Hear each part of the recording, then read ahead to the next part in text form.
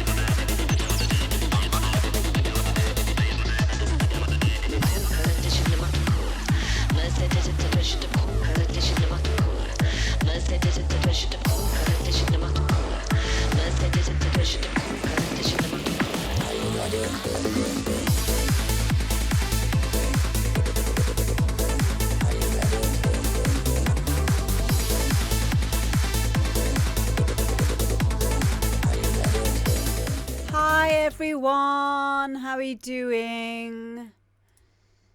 Hi. Hello, Richie. Hello, people like us. Hi, Happy Place Traveller. Hi, Techie Steph. Bunch. Cosmic. Miss Dots. Gemstone. Nikki J. Brent Ford. Some guy called Pete. Hello, Ultra Lord. Welcome in. Hello, Control 4. Hello, Digital Carnage. Hi, everybody.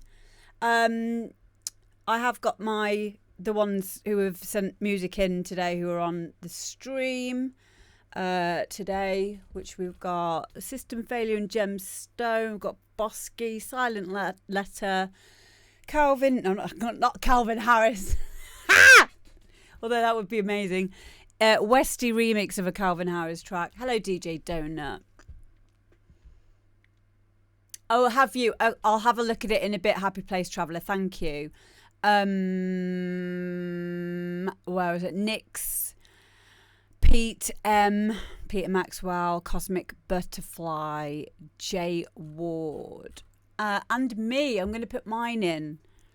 One of my new ones that I just finished the other day. Let me just write it in. I'll put it there.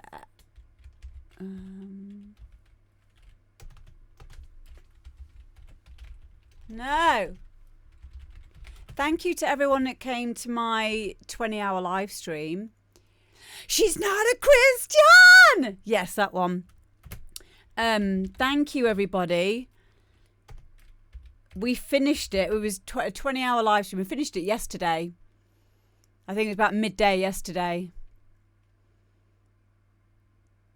So, yeah, thank you to everyone that popped in and said hello. I stood up for the whole thing because I was like, well, because like 20 hours for me is like, it's not a big deal because we did the 90-hour live stream. But I was thinking to myself, I was like, why do I feel different? Why do I feel nearly as tired as I did on the 90-hour one? And then I remembered that I didn't sit down for that yesterday. I didn't sit down at all because usually I've got my chair in there. I thought, oh, I'll be all right. I remember thinking, should I get a chair? But then I was like, no, it's only 20 hours on my feet. Hi, Raucus. But yeah, my legs are fine. Like, I don't feel achy at all. I had a what's it called? Epsom salts bath straight after and then went to bed. But no, my legs are fine. I do a lot of every single morning without fail. I always do 60 squats. Not just normal squats. I'll do like ones where I'm raising my legs up and then I also do a lot of like these with my arms, and lots of stretching. So yeah, I feel fine.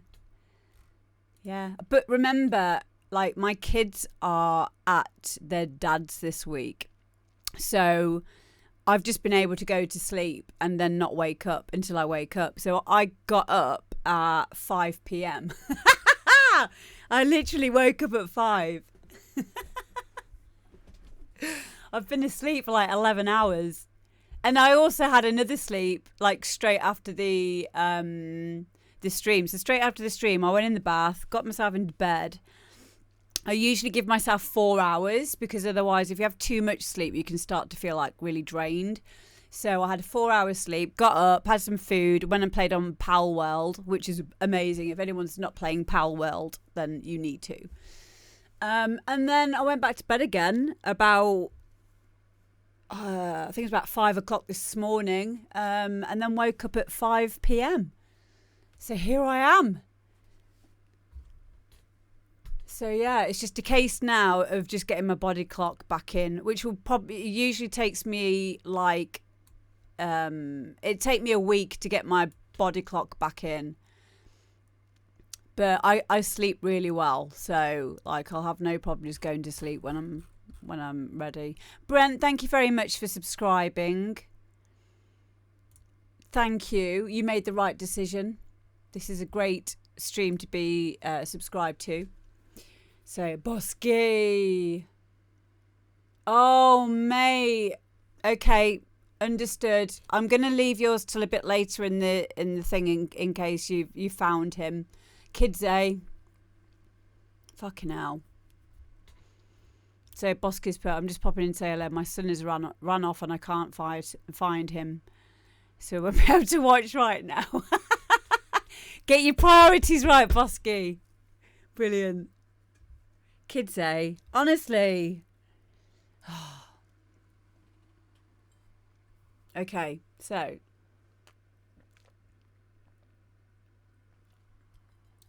I remember doing that actually when I was a kid. I ran away from home. I had my reasons. I can't remember what they were right now. I think it was something to do with my rabbit dying. And I was upset because someone made a joke, because I lived in a pub, but someone made a joke about, oh, who framed Roger Rabbit, or something just stuff like that, and like made fun of the fact that my rabbit had just died. So I decided it was time to up and leave, and I did. I took a little suitcase with me. I took an apple, my favourite teddy bear, and a blanket. And I ran away to the other side of the road where there was like a big field next to like a railway. And they found me within like 10 minutes. I was like, oh God. They brought the dog, our pet dog Racer, and she found me straight away. Oh God. Oh, there was another time that I ran away from home when I was older. Me and my friends when we were teenagers, and nothing was wrong. It was just, I mean, there was stuff that was going on at home that I could have run away from, but that wasn't the reason this time. This time, our friend Vicky Bracknell, she thought she was pregnant, and this sounds like it's so Jeremy Kyle. She thought she was pregnant, and she said if she went home, then her dad would like throw her out anyway. So we're like, well, we'll just run away with you. Like, what are we gonna do? This three of us. We're gonna like help you to raise the baby in a field? Like, what was the fucking plan here? There was no plan. And so we ran away with her. We're like, yeah, okay, we'll run away with you. And then the police found us like in a park somewhere in Bromsgrove where I grew up. Like they had the flashlights and stuff like, come on. And they're like, well, why have you two run away? We understand why Vicky might have run away. Why have you two run away? I'm like, just 'cause she wanted to. Fuck's sake. Oh. I ran away from home at 50, went to London, then had to ring my sister to get me back home after 2 days. Well, at least she made it to London. You know, we managed to make it to a field. Like, the first time for me across the road from where I lived, and the other time was, I don't know, about 2 miles away. Hi, Kid Dynamo. But yeah, I think it's a rite of passage for kids to, you know, do the whole running away thing. It's a cry for help. Kids need to have a bit of control over their lives, a bit of autonomy. It can be quite dangerous, I guess. But what are you going to do? You know, you just got to hope that they don't really want to be running away and that they will, you know, come back at some point. So, but yeah, parenting sucks. So you had £50 birthday money and you thought you were going to get a place and settle in London. Brilliant. Yes, Controlful. Do not rob your kids from making their own mistakes. And it's getting harder for kids now because everything's on CCTV. We've talked about this before on the live stream, on my DJ live streams, about we used to like wag school, not go in after lunch. You know, there'd be a lot of ways that you can do that. And the reason why that's important as a kid is because you don't have much control over your life at all. You don't have money. You don't have your own rules. You've been being told what to do all the time, which is really important because it does create security and routine for children, which is very, very important. But pushing the boundaries is important too. Yeah, exactly. People like us. And the other problem is everything. We've got Wi-Fi in the house, and kids do not want to be anywhere where there's no Wi-Fi. So until there's free Wi-Fi available wherever you are, inside or outside the house, they're not going to run away. Not for a long time anyway. Hi, White Lionel. 4 of us ran away once to a national park, basically for an adventure. We ate all our food and spent all our money the same day. We shit ourselves when it got dark and got the last bus home. Yes. That's so funny. Brilliant. So yeah, people like us, just so you know, that's the last tune that we played on the last stream. That's straight out of Compton, Thomas the Tank Engine remix that you made. We absolutely loved it. I wasn't planning on it, otherwise I'd have let you know that we were going to play it. But if you look at the last one, you'll see it right at the end where we went and had a listen to it. It's so much fun. Okay, so yeah, like I said, thank you everyone that joined me for my 20-hour live stream. It was a lot of fun. I feel fine. It's just my body clock is going to be out for a few days. And I knew that would be the case. I have nothing in the diary till Thursday. And on Thursday, I've got a chiropractor appointment, which I'm ready for. First up, we have got, I'm off to, oh yes, you can stay tonight. Brilliant. Good. I'm glad. So yeah, and Pal World, if you are on Pal World, if you're not on Pal World yet, please go and get it because it's a great game. First up, System Failure and Gemstone, and this is Full Metal Sergeant. Let me just find it. Oh, there we are.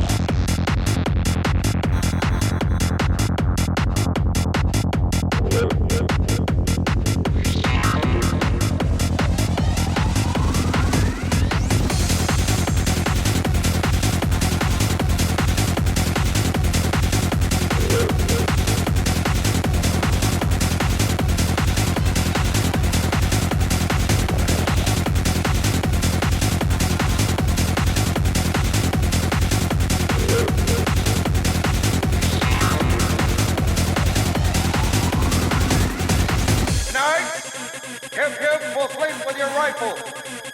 You will give your rifle a girl's name. Because this is the only pussy you people are going to get. This is my rifle. My rifle and myself are defenders of my country. My rifle is my best friend.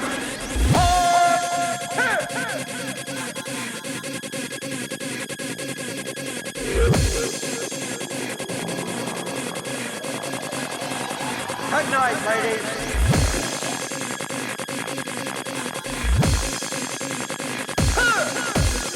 You're married to this piece. This weapon of iron.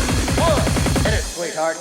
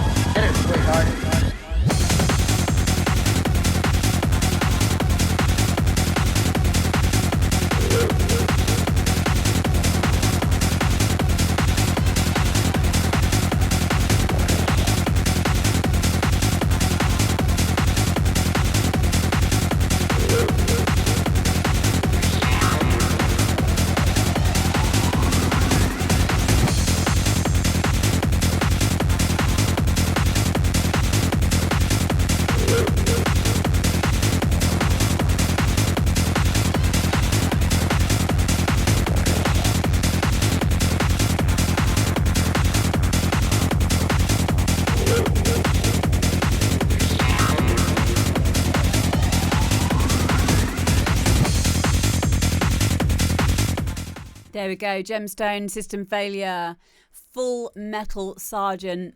Love it. Love it. I love that rolling bass line. Everything's nice and heavy. I like the not so often lubs with the little filter sweep down. It was just really nice. It's almost got kind of psytrance-esque elements in it, which makes a lot of sense because I get the same feel from psytrance as I do with hard house. So yeah, so that's so System Failure used to make psytrance. Brilliant. Well, that's good that that's reflected within this collaboration between System Failure and Gemstone. Excuse me. Yeah, I think the two of you obviously work well together. I would definitely play this if you sent me a copy of it. It just sounded, everything sounded. It sounds like you're making all the use of the. Can't get my words out today. Of the spectrum of what's the way that we say it? Frequency spectrum. It sounds full, is what I'm trying to say. I'm obviously still a little bit tired. Yeah, please send it me over, please. Yeah, I really did like it. And yeah, like I say, the two of you obviously do work well. And you can hear his influence as well as your usual, proper thrap influence in there. But I really like this bass line. I really like this kind of bass line in this. I don't know what it is about this bass line over other bass lines that I've heard in other tracks of yours, Jem, but I really like this one. Sonic content. Yes, thank you. I always feel really daft saying stuff like that, though, because it's like there must be a more basic explanation or basic way of saying it. But yeah, I really, really like that bass line.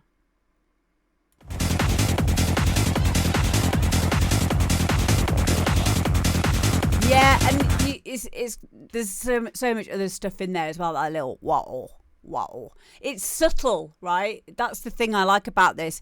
It's like, but it's got its place. It's expressive.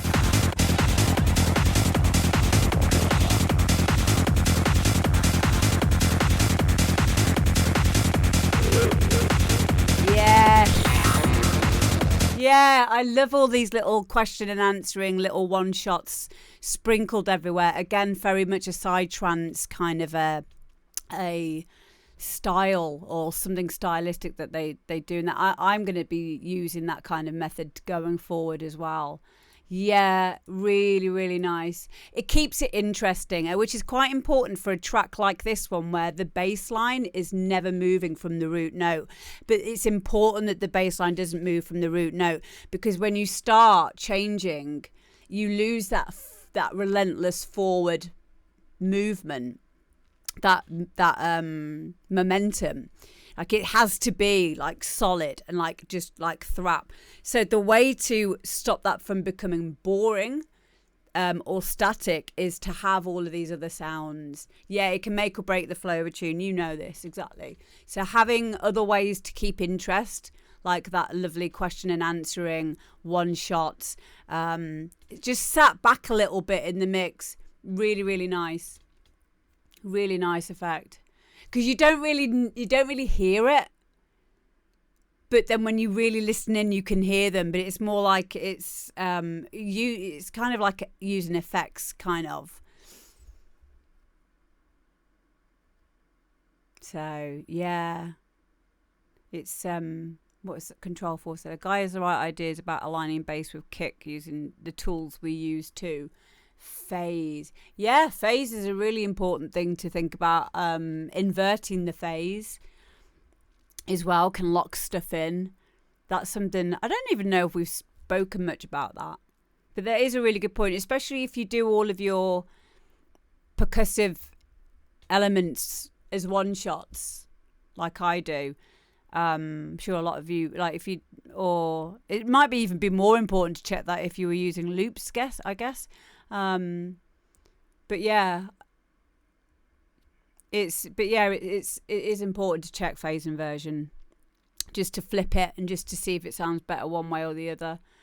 Yeah, but yeah, Jem, thank you for sending it. I'm so proud of you. It's a brilliant track. Oh yeah, I said I was going to put Boski a bit later on, didn't I? I'll put him near the end. Hopefully he's found his kid by then. Do we still put kids on the back of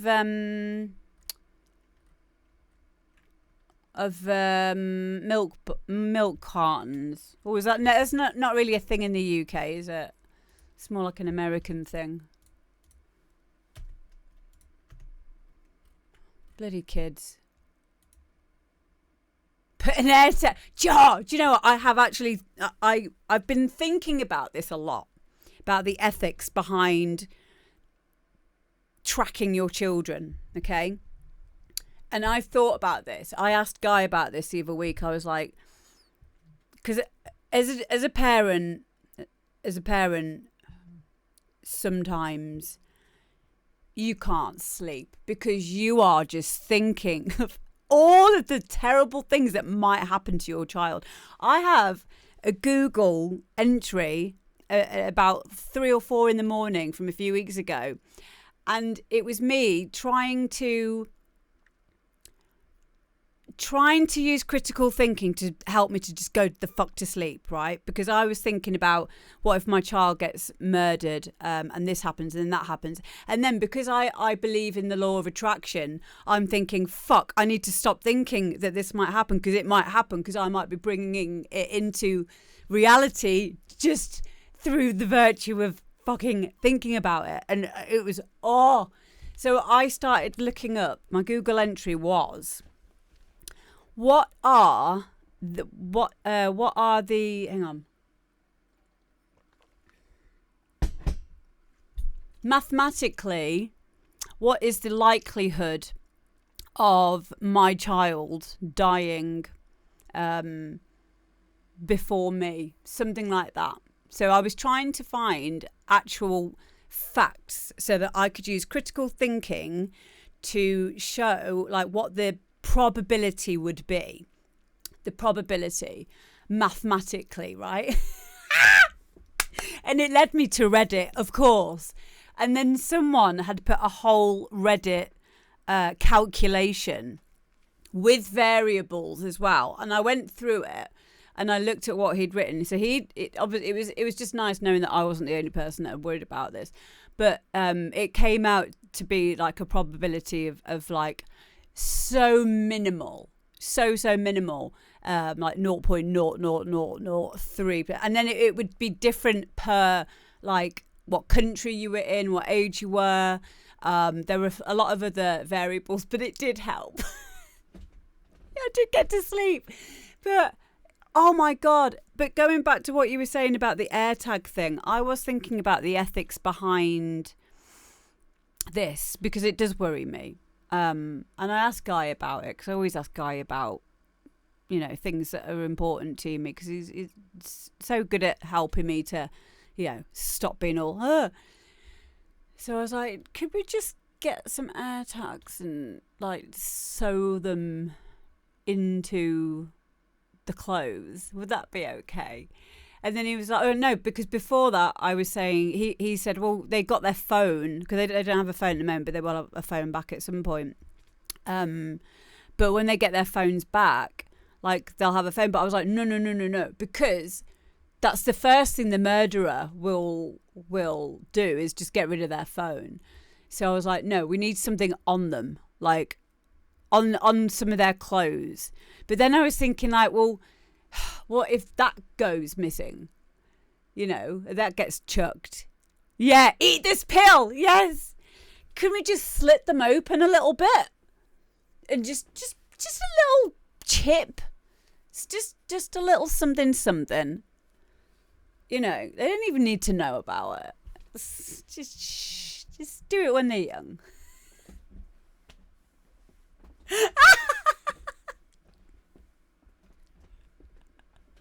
Or just have really ugly kids and then you don't have to worry about it.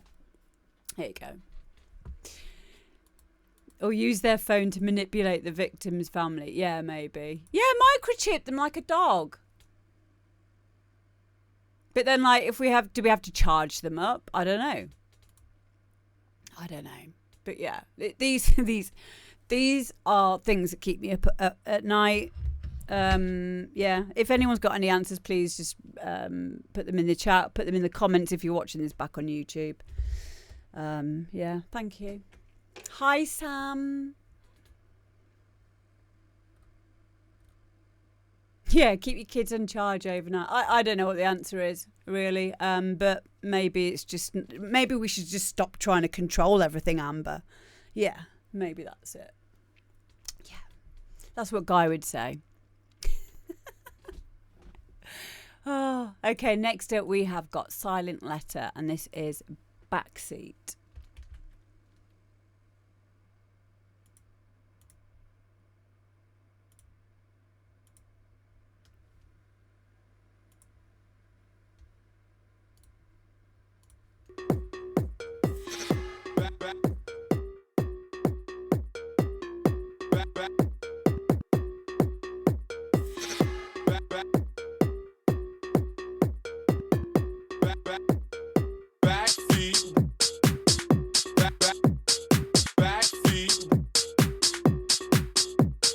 Backseat, windows up,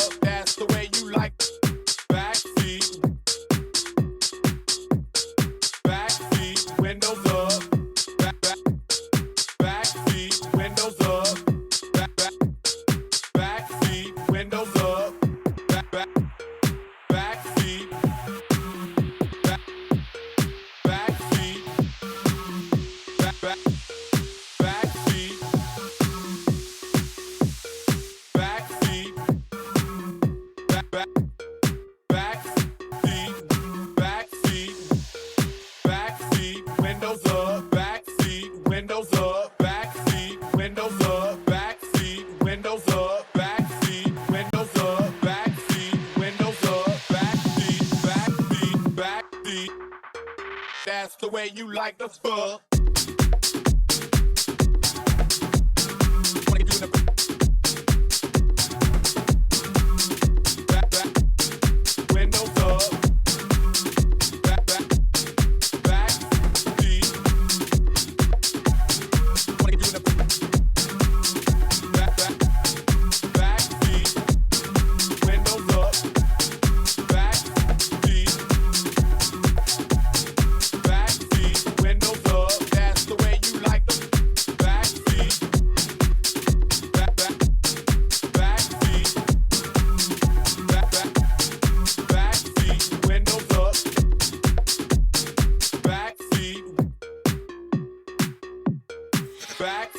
Windows up, that's the way.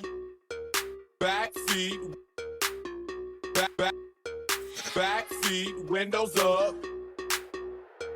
Backseat, windows up. Backseat, windows up. Backseat, windows up. Backseat, windows up. Backseat, windows up. Backseat, windows up. Backseat, windows up. That's the way you like the.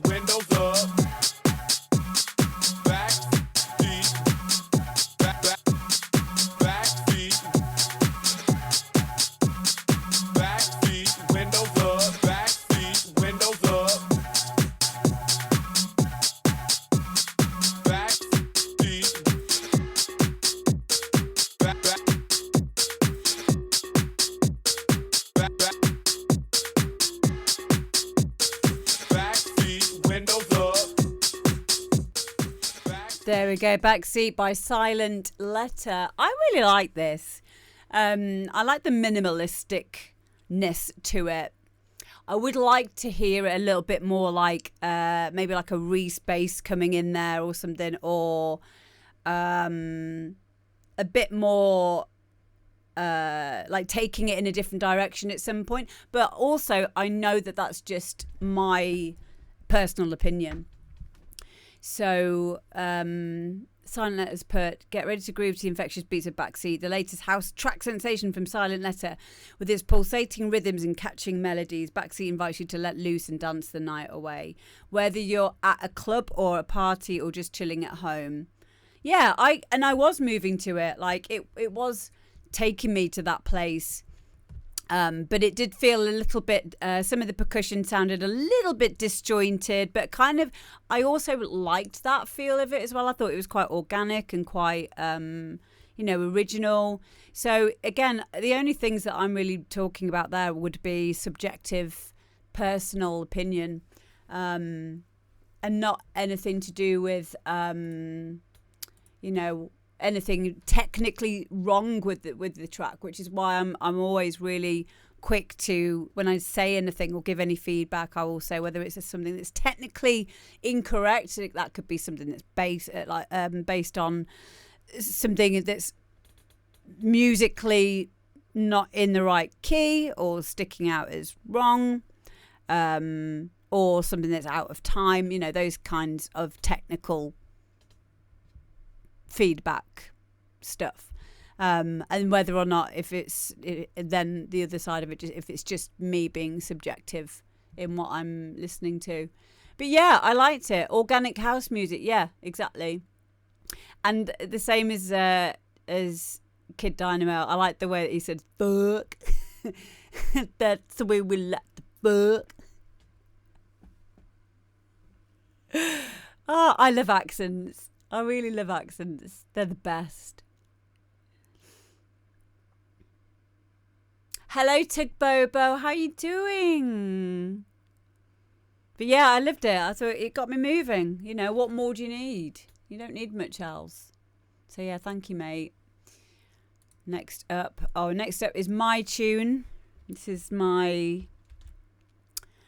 What would we call this? I guess I'm going to call it hard trance. This is a hard trance tune. But I like to do a lot with my drums. So it is more, I'm more thinking about techno or hard techno when I'm making music. But this one's a lot more melodic. So we're going to call it hard trance. Yeah, let me just find it. One sec.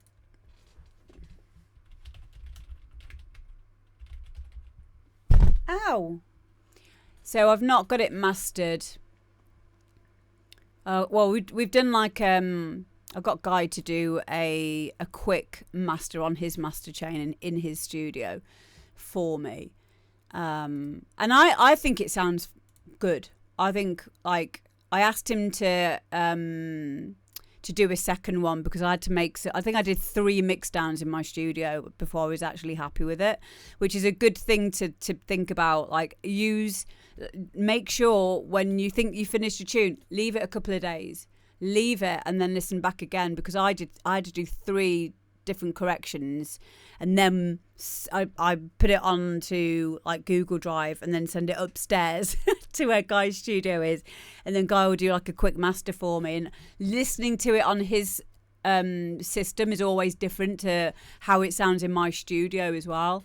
But I think it's fine, but I would be interested in getting it mastered by someone with actual hardware and stuff as well, just to see how it would change it.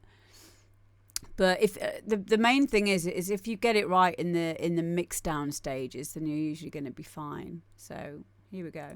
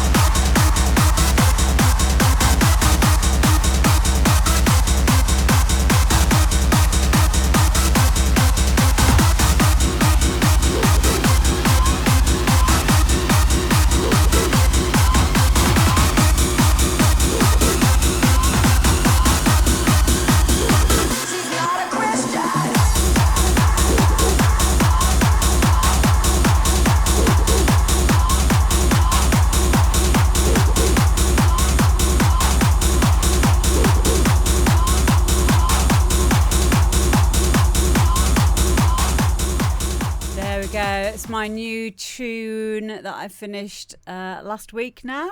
What day is it? Yeah, it's Tuesday, isn't it now? Yeah, Darksided. I don't know what I'm doing with it yet. I think I'm going to put it out on my on one of my record labels. Just want to say a massive thank you to Kutski for the raid. Thank you. I'm welcoming raiders. If you don't know me, I'm Amber D. This is the demo drop show that we do every Tuesday, where we listen to artists' music and give feedback. And yeah, we were just listening to one of my new ones that I finished last week. But yeah, like I said, I feel like I got it right in the mix down on this one. What I've tended to notice about my mix downs is I always feel I get the bottom end right, and I'm not leaving enough in the doesn't seem to be enough information in the higher frequencies. Now I'm wondering whether or not it's because I've got tinnitus, so I might not be hearing certain stuff. But then what I've done is I go back in again and I've just been putting the volume up of certain percussive elements like my hi-hats and especially my rides, and just putting them up just an extra 1 dB, an extra 1 dB more than what I would normally. And I found that fixed the issue. And if you look in Voxengo's span, if you look at the shape, thank you, Kutski. It should look a little bit like a smile, a very gentle smile. That will show you on the master channel. That will show you that it is mixed well, mixed in a balanced way. But yeah, this on this particular one, I felt like I'd overdone it, but it doesn't actually sound. The end result doesn't sound overdone. So again, a lot of what we know about ourselves as human beings is a parallel journey when we're doing music production, and we can get into ruts with our sound. How is it a better way to put it? We can have belief systems, and we have blind spots in life. I think the same can be said for the way that we mix down all of our channels, or any kind of anything to do with music production in general. There can be, am I mixing headphones on monitors? I've never ever tried doing a mix down in my headphones. I do have some really good studio proper music production headphones, but it sounds so different. And I'm so used to my speakers that I account for the imbalance, if that makes sense. No, they're not Sennheisers. They're Ultrazone. Guy bought them for me a few years ago. They're like 250 quid, second hand. They're really, really good. I might give it a go, now that you've said that. I might try and see what it sounds like doing stuff in headphones. But my feeling is the reason why I like to do things naturally is I'm old school. And when I say naturally, I mean on 2 separate monitors.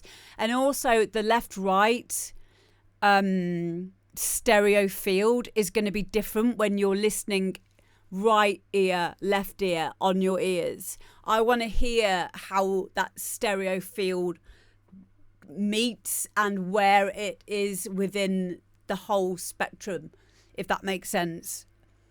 Instead of just left and right, I need to know acoustically how that's going to sound to everyone else. Yes, stereo imaging, yeah. So that's why I'll do stuff in headphones if I had to be quiet, but I'm really lucky that I can be really noisy in my studio. So there's never really any times where I have to think, I have to do this in headphones. Let's have a look. Mix down in my headphones first and then mix again on the monitors. I'm going to A/B it. I'm going to do 2 separate mix downs, right? I will do them on different days so I can account for There won't be any ear fatigue issues to test this with. I'm going to try on a track. I'm going to try doing the normal mix down. Maybe you guys could try this as well if you think it's interesting. On headphones, and then do the same again from that same project start point. Do another mix down on the actual speakers. I think that's a really good idea. But it's kind of like another element to the car test. I fucking hate going into Guy's studio with my mix down, because as soon as I go into his studio, I'll send it to him. He's upstairs. He'll put it on his system, and it sounds completely different. It sounds so quiet in his studio than it does in mine. But it's just because he's got a different room layout. He's got a sub in there. But yeah, I make do with what I've got. But I think what ends up happening is you can compensate. You could end up having the best system and the best setup and the best acoustics in your room possible. But you would still have to get used to that room. So, but yeah, if you guys, he's got a submarine. How big? He's got no. It's just a different room. That's all it is. It's a different room, different speakers.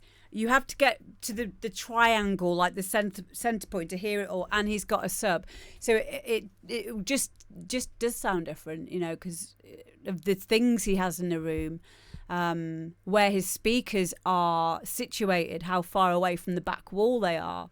Like, I know this room's quite bad. Not bad, because it's probably better than a lot of rooms. It's a fully insulated floating room, so there isn't a lot of reverb in here. But I do know that the speakers are too close to the back wall, so I know it sounds more bassy than it actually is, which is probably a good thing because it means I don't boost the bass too much. So, but yeah, it's just one of those things, isn't it? But yeah, if I hope that that's interesting and helpful to other people as well, when it comes to what we're actually hearing. So thank you for all the new follows. The joke was you said he had a sub. Oh, you silly. No, he hasn't got a submarine in there. Of course you were being silly. But again, like, the more that you make music and the more you level up, the more you want consistency with that. And that's why it's important to understand acoustics in your room and stuff. I'm just going to read some of your things you're writing before we move on. Yeah, you can calibrate with a special mic and compensate the reverb of the room. Like I said, my room's really good for that kind of thing. But I wouldn't mind trying out one of those calibration things just to see to know factually if what I'm hearing is what I think. So I reckon with my studio, if I did one of those SonarWorks microphone things, I reckon there would be like a dip in the lower frequency ranges, more so than what I think that there is, or what I'm hearing, because of the fact that these speakers, well, they only go to they go to 40 hertz, which probably isn't a true 40. I think it would be really interesting actually to see, but it's so expensive. I find that the headphones are less forgiving on the finer details, so I can hear more problems with bass vocals and those higher frequencies. I find that the headphones are less forgiving on. Yeah, I find just not having a fucking limiter on the master helps massively. But yeah, that's a really good point, Direct MC. Remember, Some of the best producers in the world, even 20 years ago, smashed out classics in a few hours or a day. I bet you Top Dollar didn't worry too much of every audio mix down detail. Give it to the engineer, master dude, make the next one. That is a very good point. Guyver, my other half, made a lot of his early stuff on a stereo hi-fi.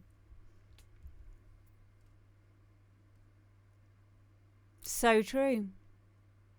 I find if I master stuff in my headphones, then there's not as much punch in the end result, says Kid Dynamo, compared to mastering in monitors. Cool. I'll keep that in mind. I use VHS Hornet on my headphones to make them more linear. Huh?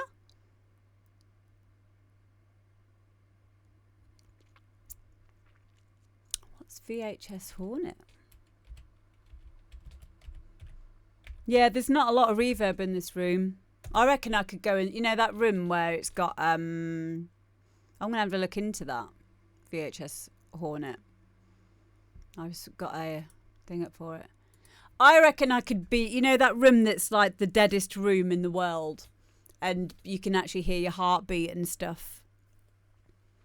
I reckon I could do more than, look at me getting over. Oh, I'll fucking do it. Ha! No one's been able to spend a whole night in there, apparently. I think the longest anyone stayed in there is like half an hour. And then it makes people go mental. But joke's on you, I'm already mental. Oh, have you found him? Boski! Yay! Boski's found his son. Where was he?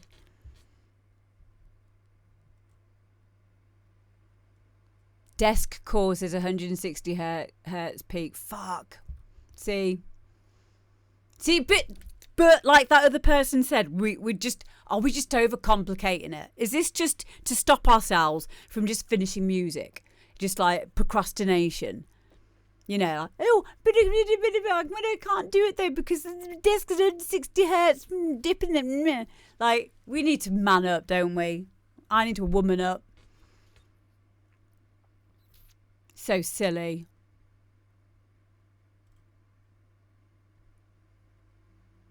All about Betamax, yes.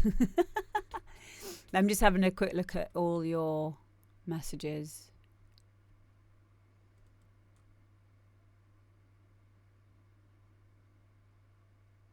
White room, torture vibes.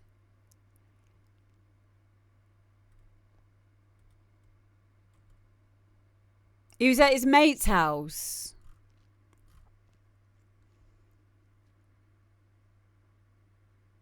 Yeah, we always get in our own ways. Exactly. Like, it's. I guess that it's good to know, but then sometimes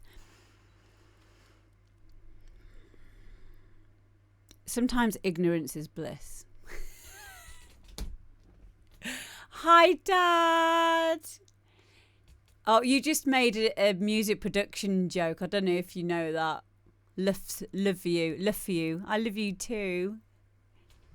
Aw, that's my dad. Guys, make sure you go and follow DJ BRISK.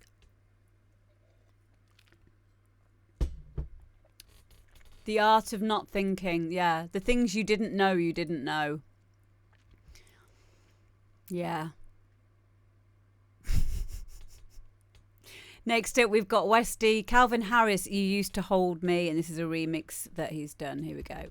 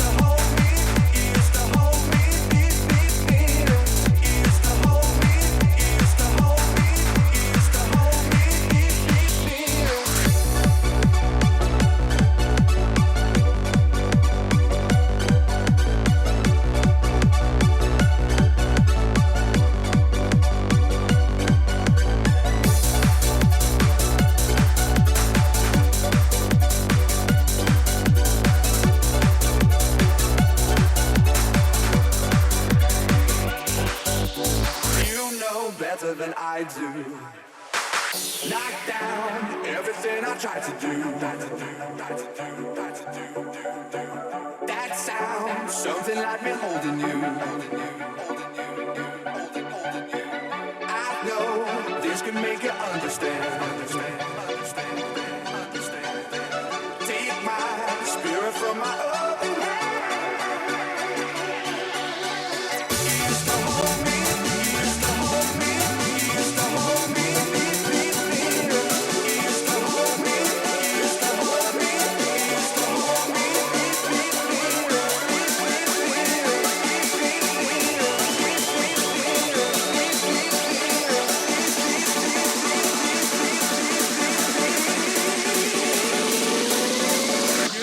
Better than I do.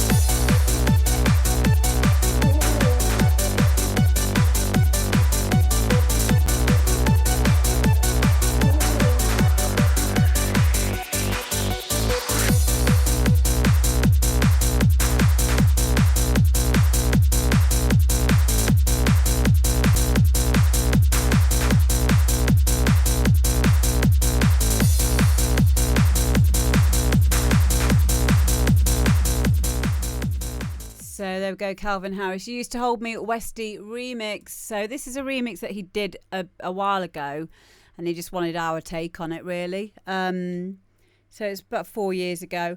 I really like it. I think it has got a lot of potential. If you've just made, like, people can just make music for different reasons at the end of the day. Like, if you've just made this and it's just a fun thing for you to make, then you've done it. You've already completed that, and you know that's perfect. In order for labels to pick stuff up, there's a few extra elements that would need to be taken into consideration, but only if that was like a goal that you had, or if that's, you know, an intention for you to make music. If your intention is for the love of just making it, like I say, you've already got there. But there were a few really good suggestions in the chat, such as effects in the more quiet areas, like the breakdowns and stuff, because, you know, you've had all this momentum building up to a breakdown, and then we want a breakdown to kind of reset the ears and get ourselves ready for the next part of stuff. But sometimes it can take the interest too far away if there isn't enough stuff going on. Now, before we had things like effects packs and stuff, what would be a good example of this? Set You Free by Entrance. They used like rumbly lightning noises in the breakdown. Do you remember? Yeah, the thunder. Yeah. And it creates this mood, like this difference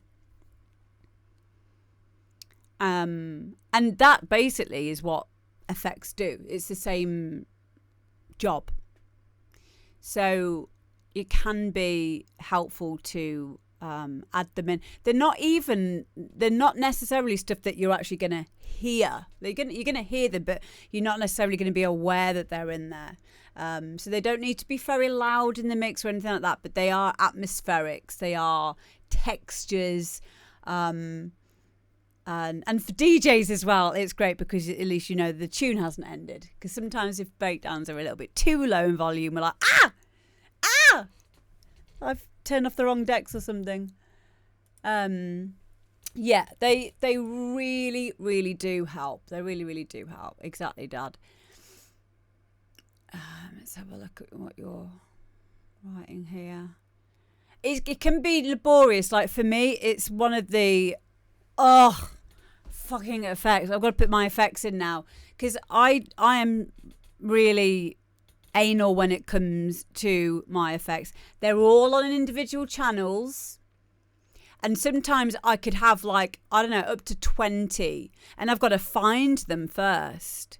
If you're having trouble finding really good effects, by the way, get the Dave Parkinson Samples Pack 2 because he's got probably every single effects that you'll ever want or ever need. So we've got uprisers, impacts, downrisers, white noise, short ones, longer ones, reversed cymbal crashes, cymbal crash, like all of them, trauma strings, rises, all of them provide different kinds of transitioning points in the arrangement and add extra energy. Yes, it can be a way out of making all of your parts transition nicely into it, but not really, because they're kind of needed in dance music. We're talking about dance music specifically here, as well as automation as well. But it's always to help tie in the whole track. So going back to this remix, automation and use of effects will really, really help to get this from something that you just enjoyed making yourself to something that would be ready for a label. But I only say that if that is your intention. If it's just to make music, then that's cool. Fart samples, oh don't. That's such a good idea. Whooshes, splashes, crashes, yep, zips, rises, everything. Yeah, all of those. All of the above. I used geese. Then I went onto YouTube. I was like, I want geese noises, honk, honk, like the honking that they do, and I made a percussive loop out of it using reverb delay and chopping it up, and then using an LFO, a shaper, like shaper box or something like. But no one's gonna know it's geese. But it was fucking brilliant. Yeah, Boski with his MRI machine. Yeah, missing the sparkles. And what a good problem to have is it's just missing the bells and the whistles. Because they're all just, it's very, that's kind of like the last steps of a track. But don't ever fall into the trap of getting excited because you've now done the arrangement. You're like, oh, it's done. No. Leave it at least a couple of days. Don't just fucking premature ejaculate all over SoundCloud. Like, just hold back. Whoa, boy. Give it a couple of days. Go back and listen and you'll hear where the missing bits are. Yeah. It's hard. It is. It's not hard if you prematurely ejaculated, but it's hard to not put a track out as soon as you've done it. Hold back. Edge for a bit. Edge for 2 days. Then see how you feel. Oh, see, I know this now with music production, but I'm still bad at it with my short form content that I put out, because I do a lot of my own like edits of stuff and like using Filmora, CapCut and stuff, you know, like for social media. And if it's like past midnight, sometimes I've put stuff out there and then I'm like, and then I won't get very much traction from it. And I'm like, fucking, why don't I just wait till tomorrow and just put it out around 6 p.m. when everyone's awake? But, you know, we all do it. But it is important to just, especially with your music production, give it a couple of days, because there will be something you'll want to fix. And then you'll be really relieved that you didn't just, you know, spaff it all over the internet straight away. Yeah, it is. It's important. Next. This is Nyx and Astra.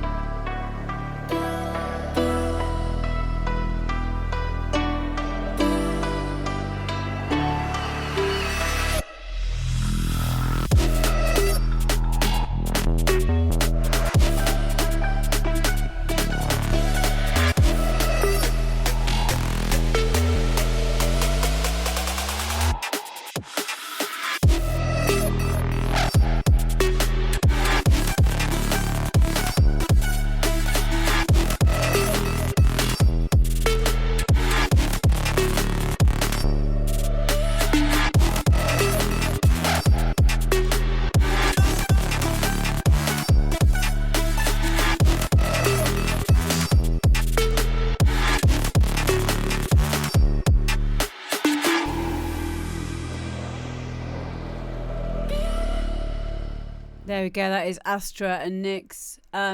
Wow. It's really, really different style of music production to the 4 to the floor dance music stuff. You remember we were just talking about silence and covering over silence with effects. This is quite serendipitous, if that's the right word. Because with music like this, like dubstep, drum and bass to a degree as well, a lot of the time it can be about the silence between the different parts and the element of surprise. There were some areas in here where I was expecting to hear something and I didn't, and then something else came in, the reversed sounds in there, and there's nothing to hide behind with drum and bass and with this style of dubstep. Because there's no way you can just add loops and hope for the best. Yeah, like everything that's in here is very intentional. So it's a very, very different way of making music. And because you've got less to work with, that limitation breeds creativity. And that's where, like we heard in this track, there were like points where the broken beats would then land on a different pattern that you think that you've got in your head. Yeah, but that's what keeps the listener interested. Hi, Tommy. So cool. So cool. So yeah, thank you for sending that in. Yeah, definitely. I think it would be really good for people to take influences from this and put it into your preferred genre, because otherwise everything starts to sound the same. You know, like there's loads of great plugins now that have like randomizing abilities on them. In Ableton, I think there's an actual randomizer device that you can use just to get ideas. Do you mean dance music is repetitive? It is. Yes. I don't know if you knew that about it. You remember back in our day, that's what like older people would say. Oh, is the needle stuck? You know, and like, but this is if that is the way that it sounds, then you know you need to introduce more stuff. Like there's a rule of thumb, and please don't like stick to this, but the rule of thumb usually is every 16 bars an element gets introduced or an element gets taken away, and that is because your ears will get used to hearing everything at 16 bars, or you know, around that whatever amount of time that is in seconds. Yeah, Hard House is the epitome of that, exactly. But that's kind of its beauty, isn't it? But yeah, it's interesting, and this is why it's so important to listen to other genres, because you can take those influences, and also if there's an artist that you really like, right, and you want to sound like them, don't listen to their music. Go and find out who their inspirations were, which artists they grew up with listening, and you'll find that you'll get a much more condensed and a more condensed version of what their expression is. Yeah.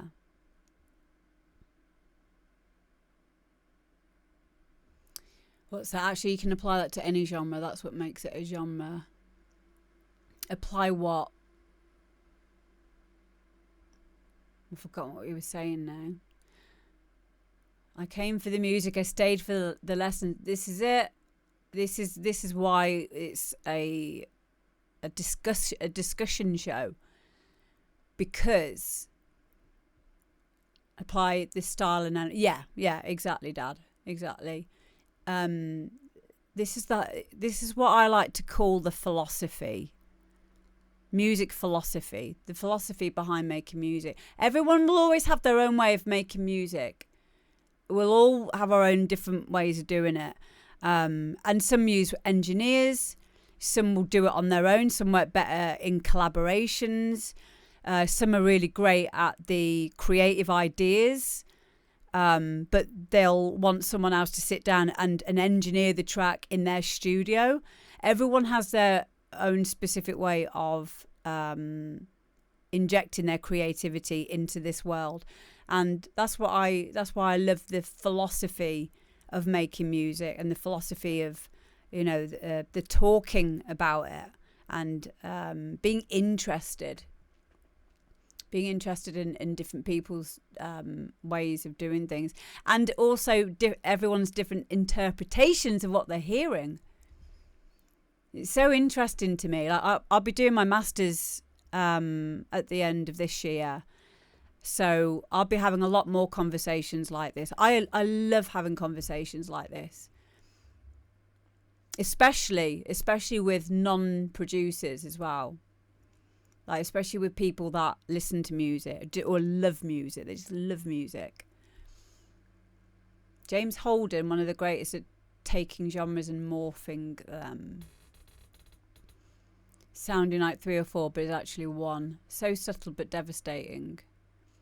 Wow. James Holden, I think I know that name. I'm not sure.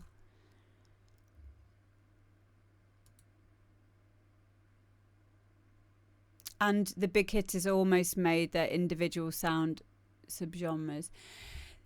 This is the thing, right? Like, it's an ego thing as well with some people that I've felt fallen into this before. Like, and I've also done a few collaborations with the wrong person, and we were just wanting it to sound like what we wanted it to sound like, and it ends up not sounding like anything. So maybe we need to know the rules to break the rules when it comes to genres. Or just not be bothered about them at all and just have your own very, very authentic expression in whatever it is that you do.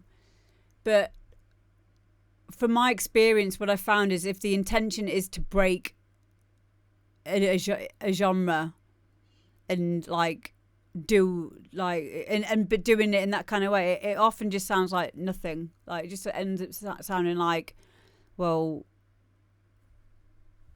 it can sound disjointed. But again, what's the intention? If the intention is just to have fun with it, then you've done it. It doesn't really matter what anyone else thinks. Yeah, if you want things done your way, that's it. Start your own label. This is so true, because, and again, I think this is why I'm so careful with how I say things. I'm saying if it's a technical issue, I would say my feedback is something that's technically wrong, like timing, music theory wise, that kind of thing. Otherwise, the rest of it's completely subjective. Completely subjective. So if you got someone like Cosmic Butterfly there who is being told, no, change your... I remember specifically the very first track that we had of yours on the show, and I was like, no, I love it just how it is. I think there's something really special about it being like this, but my label owner brain would have told you something completely different. Completely different. And I don't like that. So I like the fact that you've said that you've started your own label, because I don't like the fact that you're being let down, and you've got to stick to your guns with your own music. Yeah. You got to... No, I don't think that is egotistical of you at all. I think if you've got a sound, you want to stick to it, because eventually people will take notice. But that's not the point anyway, so it doesn't even matter, because if you're just doing it for the love of it, who cares? I know who you're on about. I've got loads of his music on here. Yeah. Yeah. Yeah, it's trance, isn't he?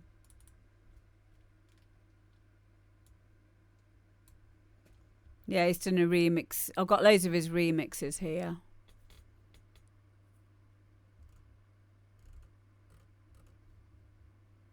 But yeah, like, ultimately, just do... It's your expression. It's your expression at the end of the day. I will just be here just to be your hype woman, you know, and get your music listened to. But if there is anything that's sticking out as being like maybe too loud or, you know, something technically wrong, then I'll tell you. I'll be like, no! Get those hi-hats down, -2 dB immediately. Do as you're told. But don't do as you're told. Listen, but then just disregard any information that you hear from me or anyone else that you think, nah, you know best at the end of the day. But again, going back to what we're talking about, that's why I love the philosophy of all of this. It's really important. Really important to have these conversations. Instead of the, I'm going to do your one next, Cosmic Butterfly. Instead of these, and I see this a lot, especially on Instagram, I see a lot of ultimatum statements. do this and your mix will sound better. No, because that's not always true. What music is that person making? You're kicking your bass to the same key. Why? Why not have it in a harmonic of the root note? Because then there's more room for the frequencies. So be careful with the people you're listening to and the information that they're giving you, because the stuff that you are making might not be the information that you're getting might not be relevant, basically. So listen, but don't listen at the same time. Yeah, there you go. Okay, here we go. This is Cosmic Butterfly and The Turning.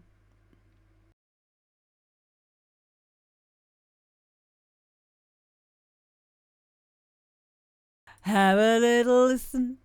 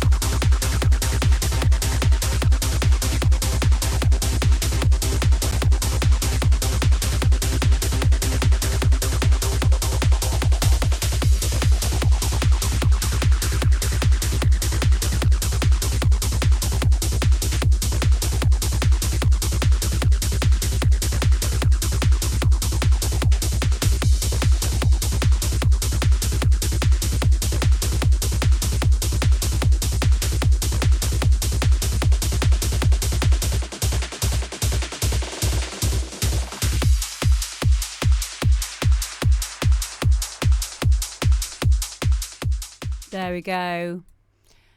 And just like that, the track has got interest from other record labels. So there you go. Yeah, never disappoint. I really, really like this. I really, really like this. It's that progression, the melody, is not something that I would have ever thought of doing. And I like it because again, this is about knowing the rules and then breaking the rules. That is music theory wise, right? And also my classical training brain would be like, that's wrong. But the wrongness makes it right. Live it. Because of how it resolves. That's the key. Is not to be random for the sake of being random. But it made musical sense because it resolves. Yeah. And that's what I liked about it. As well as the rest of it. The rest of it was great as well. But that's definitely something that stands out to me. And it makes sense, really, that it's an eerie song. Vampire track, as you put here. Vampire track. So it wouldn't be eerie. It wouldn't make me feel uneasy if the melody was in, let's say, a major key. If it made a melodic progression that I was expecting, you know, it'd be like, meh. But it didn't. It was dark, it was moody, it was sinister, and it was disjointed. And that's where your expression comes into play. Know the rules, and then break the rules. Loved it. Really, really good, mate. Thank you so much for sending it in. Cosmic Butterfly, everyone. Make sure you go and give them a follow. Thank you. Make sure you've mastered the basics before breaking the rules. Yeah, if you want continuity, consistency, yeah, definitely. Definitely. Otherwise, you'll not know how you did it. Hi, Kelly. Kelly knows how to do it, don't you? Love you, Kelly. Kelly, thank you for staying with me for the 20 hours. I appreciate you. I can't believe we only finished it yesterday. That's brilliant. Yeah, thank you, Cosmic. We love you. Oh, see, James, thank you as well. It's okay. I don't want you to tire yourselves out. You know.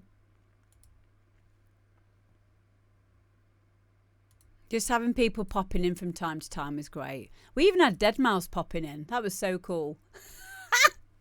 I was about 15 hours in. I was really liking it at that point as well. I was like, fucking hell. And we had a little chat about, he's modded a Devilfish TB303. Oh, Control 4, that's amazing. That's so cool. Yeah, I love Deadmau5. I think he's amazing. He's popped in a few times now. That's what I love about Twitch is you never know who's gonna pop in. But yeah, we had a good chat about my Virus TI and this mod that he's made, this core mod for his TB303. I'm really interested in seeing how it works. And if I'd be able to do something similar. But yeah, thank you, everyone. Next is Pete.M. Peter Maxwell, who did a remix for a competition, a remix competition. Metta and Glyde, Celestia was the track in question. And it didn't win, but he wanted us to have a listen to it anyway and see what we thought about it. So I'm going to play that one next.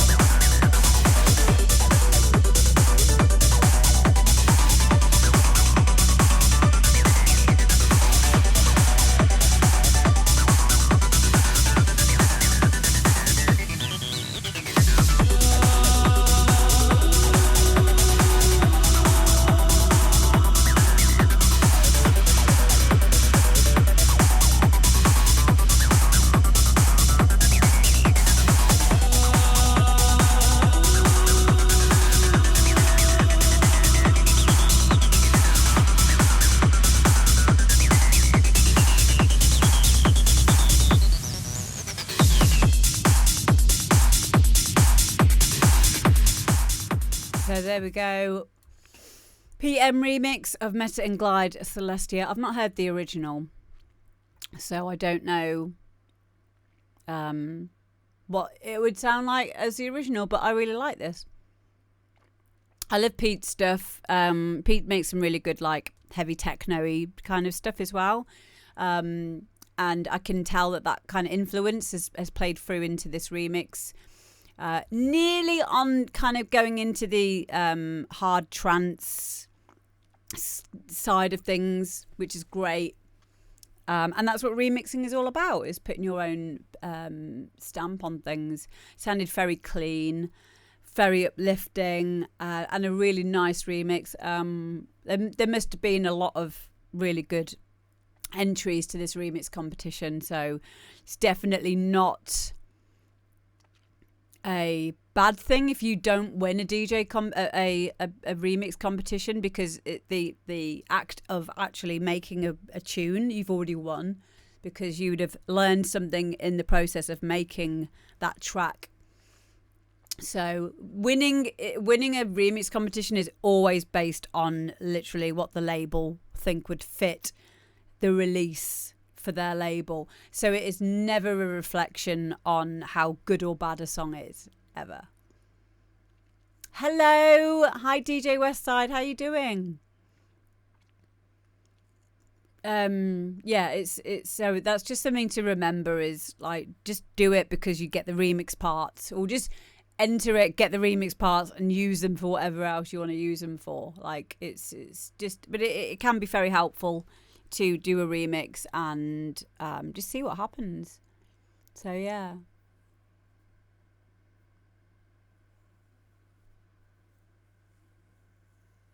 Do or not do, you will regret both. Brilliant. Yeah, I really liked it. Really liked it. It's a free download, this one, guys. So if you want to go and download this, let me just give you the link in the chat. Go and grab yourselves a copy of it. I'm going to get mine now. Download file.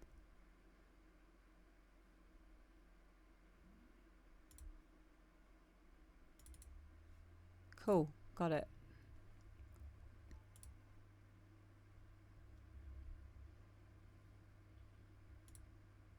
Hi Tony, how you doing? Yeah, the link is above you, Hard House Raver, in the chat. Boski's back now, aren't you? Is Boski here? Boski! Lads, lads, lads, lads, lads. Lads. Well, he was. Ah, there he is. There he is. Okay, we'll put you on next. Now that your little issue's sorted out. Yeah, so this is Arabian Dream 290424. Why have you got 290424 after it? Why? Lads, lads, lads, Boski. Why is it called? That's just the date I finished. Oh, of course. Oh, silly me. Oh, I don't like how you haven't put dashes in between the numbers. Do you know what it made me think of? Beverly Hills 91210. I thought it was like Arabian Dream 9290424. Put some brackets in there. Put some fucking dashes or something, you know? Dickhead.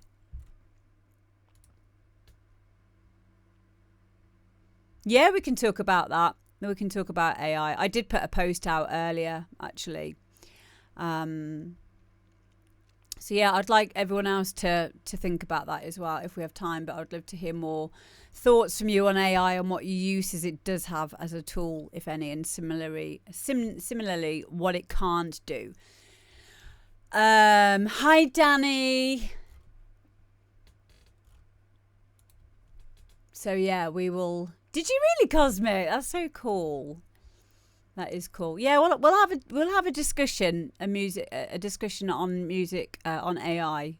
Definitely, we'll have a listen to Boski's song first. I'll start having a little think. I'm going to keep the numbers in there just to shame Boski for doing that to me.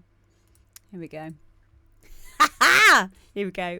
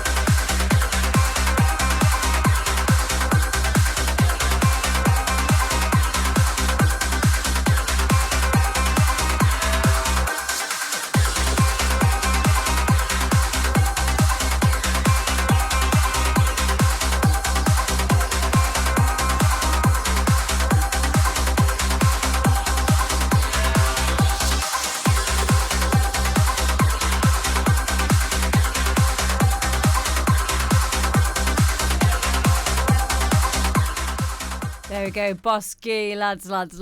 An Arabian Dream 920424. I love it. I love it. It's beautiful. Beautiful tune. Perfect. Done. Bish bash bosh. You saying it's not finished yet? Okay. What are your reasons for that? Tweak some automation in the second break. Yeah, I was going to say there was a bit where I think the bass line was becoming less audible, but you were going into a breakdown, so it didn't really matter. That was the only thing that made me kind of like go, but it didn't matter because you were going into a breakdown. Yeah, well, if you feel that you're still in the final stages, then that's cool. But yeah, I loved it. I loved the vocal. I loved the nice step up bass line. That was, again, not something that I would have picked myself, but it resolved and it sounded really good. And it made me interested in listening further. And yeah, it was just so uplifting. Very etherical. Really nice. Really great tune. Thank you. Those market stalls effects. Is that what you've used? Yeah, that's really nice. It's a really nice touch. Yeah, using Foley from like real world situations can really like put you in the moment, especially in breakdowns. Like what we were saying before about thunder and lightning samples in Entrance set you free. Yeah, sets a mood. Really nice. Oh, Happy Place Traveller, that won't work. We don't have the smoke thing on the demo drop. Keeping it basic today. Sorry that you've lost your points. I got offered a camel for my girlfriend. Oh, I think someone's offered a camel for me before when I've been to Egypt, which I was like, okay, maybe I'll live with you and my boyfriend at the time can have a camel for it. That'd be cool. You got offered a Cobra basket. Wow. Thank you, Boski. I appreciate that. But yeah, Happy Place Traveller, you asked earlier about AI. And what was it that you said? What was it that you asked?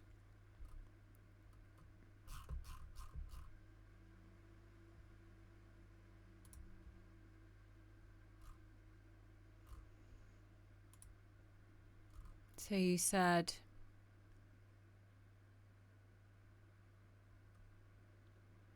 I'd like to hear more thoughts from you on AI and what uses it does have as a tool, if any, and similarly what it can't do.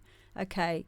Well, in my understanding and this is my opinion as of 30th of April 2024, and we've got to first work out what we mean by AI, okay? Because artificial intelligence, AI, what we're talking about in this instance is in this musical instance, what I'm referring to AI is using a program like Suno.ai that is generating a full song, okay? So other things like because you could think of AI as being used in I have a program that uses AI to find all of my samples called Synonym, and it uses AI algorithms to find sounds that sound like the sample that you're trying to find sound-alike sounds of. So that's also AI. So first of all, we have to define what you mean by AI. So in this instance, that's what I'm talking or referring to. Is if an AI is making the entire song, if you're using AI to sing a vocal, which you then put into a DAW or whatever,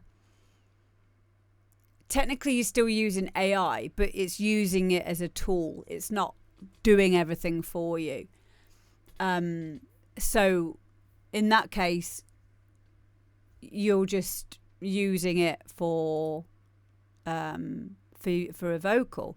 Or if you've made a track in something like Suno AI and you really like the vocal, then you just use stem separation software to extract that vocal or extract the bass line, or indeed just use it as a reference to then recreate your own, because it may have like given you, sparked off an idea. I consider that being acceptable for like tunes that I would play on the demo drop, for example. My issue is when you're using it for the whole thing, when you're using AI to generate the kicks, the percussion, the melody, the vocals, the lyrics, everything. Because as of right now, they all sound the same. You know, like with the with AI photos and like the different engines, like Midjourney and ones like that. You know, they all look similar. They all have a similar look to them, and after a while, you can just tell. Humans are very good at spotting patterns and spotting similarities and stuff. So the reason why I am put off the idea of having an AI generated song on the demo drop is because it gets boring really quickly. Like I've used a lot of them for fun for a while now, and I can tell straight away if it's been made in something like Suno.ai.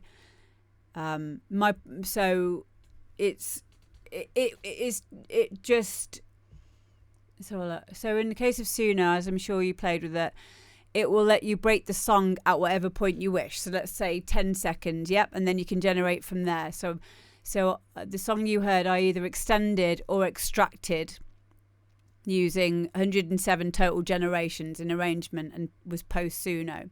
Oh, and lyrics were mine, not Suno. Not sure Suno would even know the word transgression, and I had to force it to use the word fuck. So I absolutely appreciate you taking the time to go and make a track in Suno. 107 total generations is completely it's kind of, if you were looking for a certain to do a certain track in there, that's probably about right. I mean, you get about 2,000 generations per month with Suno, but my issue is I can tell that it's made on Suno. I know the voices that they use for the singing, and also the backing music doesn't sound good enough on them yet. And then as soon as you then start using stem separation software, which is also AI, they are also not that good yet. So you will get them sounding bad quality. So the reason why I am so into people using have I heard of the Phil Spicer AI plugins? No, I'm just gonna put that in a separate thing so it remind me to go and have a look. My issue currently is that you won't be able to put a link in here. Let me just have a quick look. I found the link. My issue is when the entire song is just being made in one go, because it doesn't sound good enough yet. And when it does get good enough, I will at that point re-establish what I think about things. But all I can go off really at the moment is what I value in someone who is making music. What I currently value is the time. It's took me 11 years to get where I am. So, and I spend all my life doing this. And it means a lot to me. It means a lot to me. Like I'm feeling emotional just talking about it because of the struggle that you have mentally to to get anything sounding good. Yeah, it's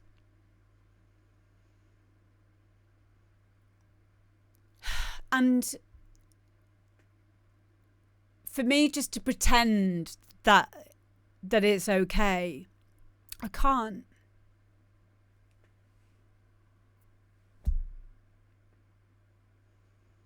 I can't put it in the same bracket. I can't give it the same attention as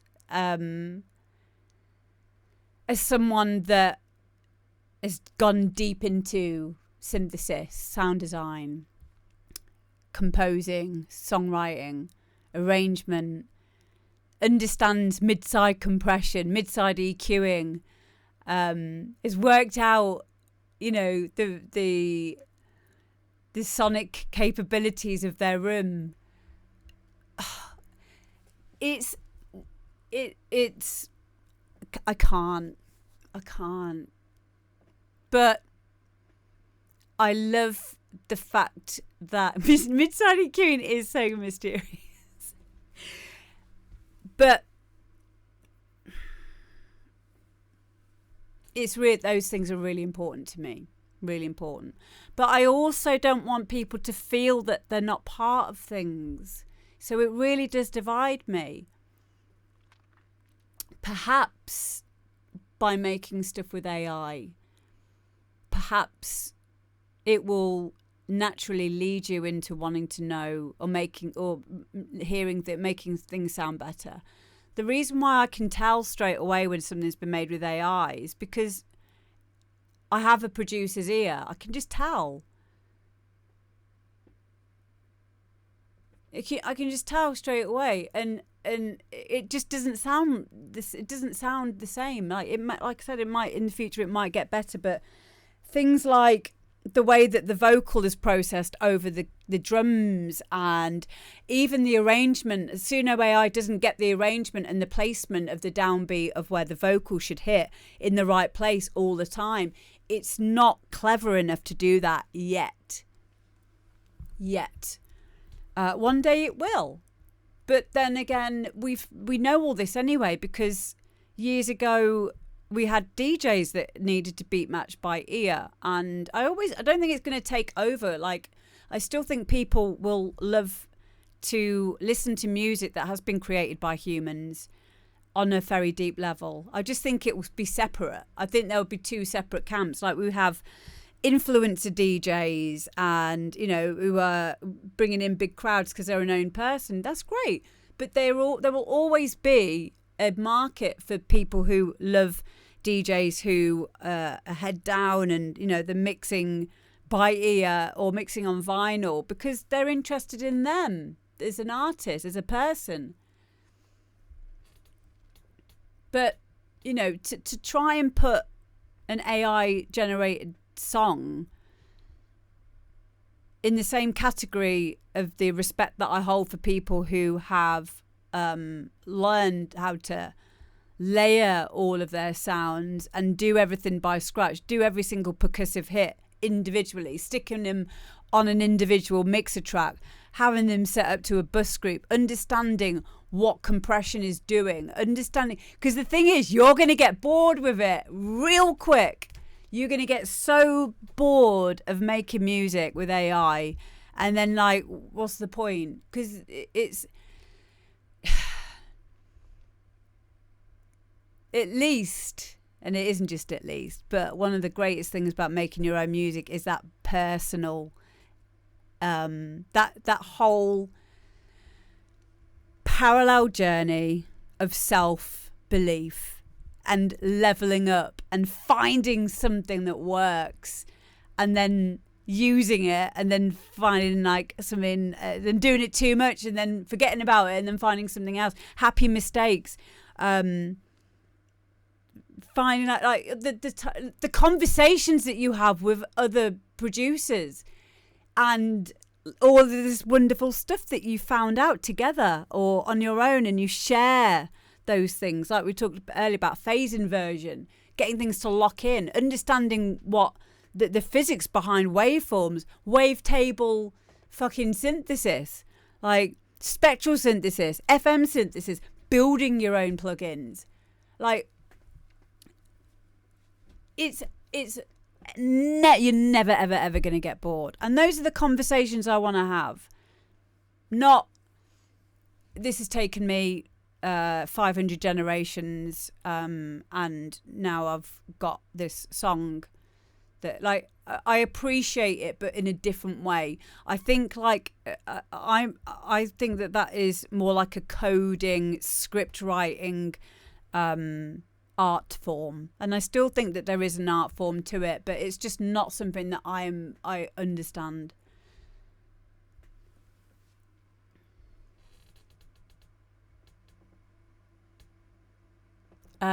It's I can't pretend that I do.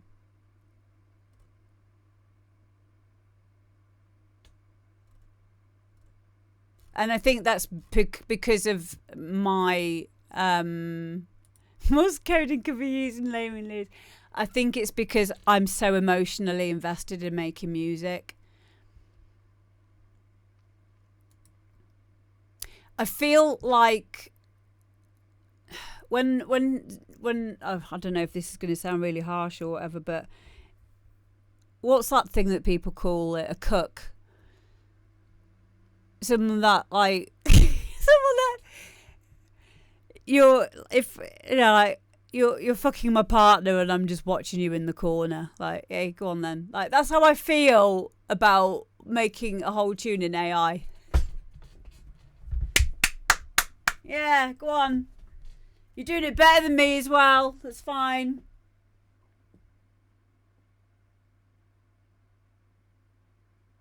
That's how I feel about it.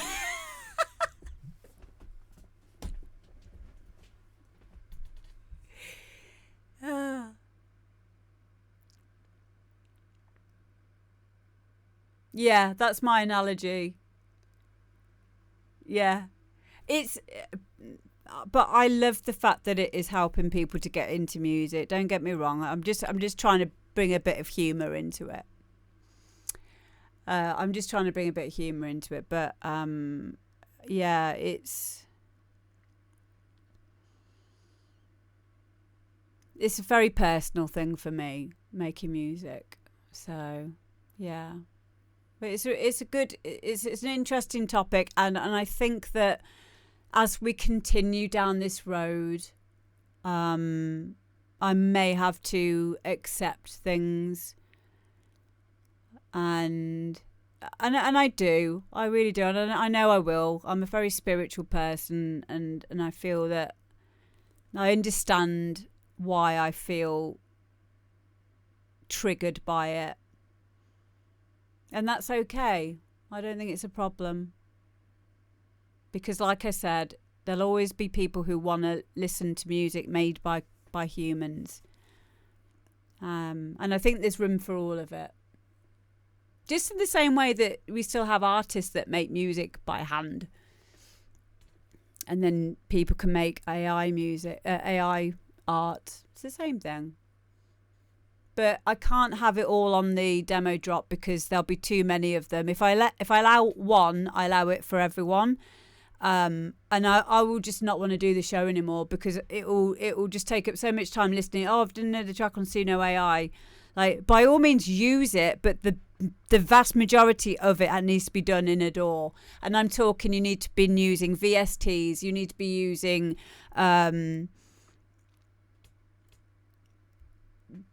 samples. It needs to sound different to how it would be sounding in Suno AI. You need to be using music production techniques that I am used to for my show. Otherwise, just do what you want.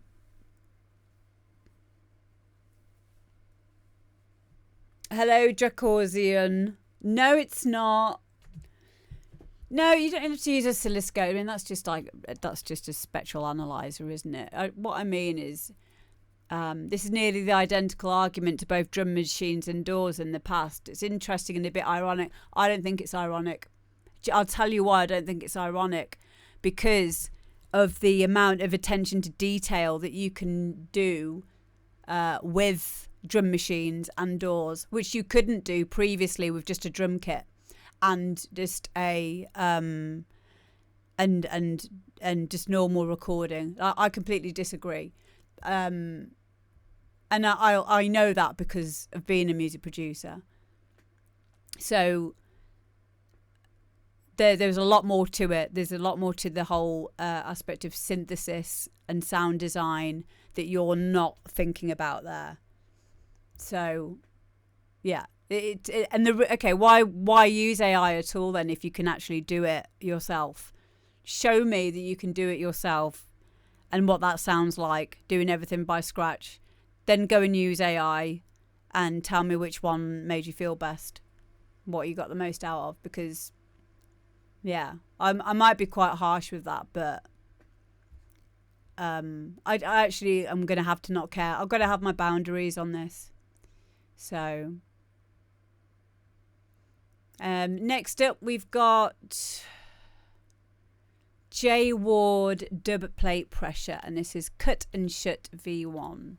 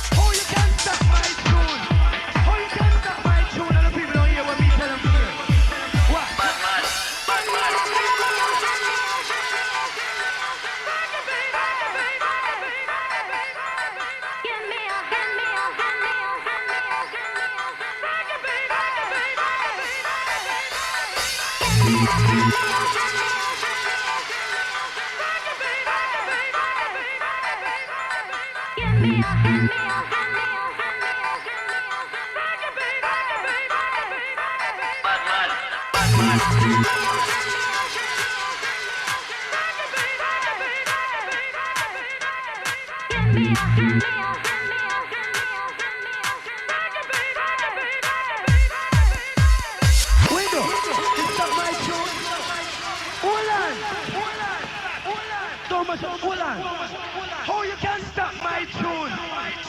just stop my tune and the people don't hear what me tell them to hear. What?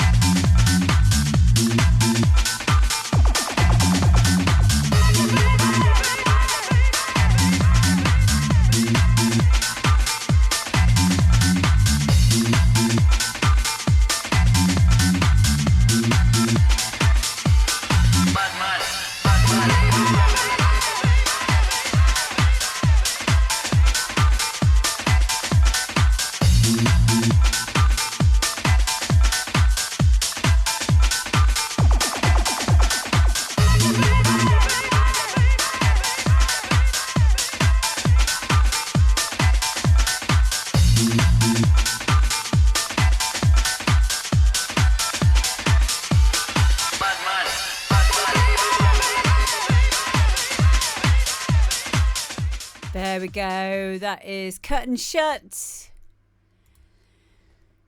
by J Ward, Dubplate, Pressure. I love this. I mean, I love anything to do with speed garage. Grew up on this stuff. So, yeah, it's definitely... this is like... It feels very 90s. It feels like it could have been out on a vinyl many, many years ago. That's how much this sound has been nailed. Like it's a great chugger, speed garage, whatever you want to call it, garage track. I think it's amazing.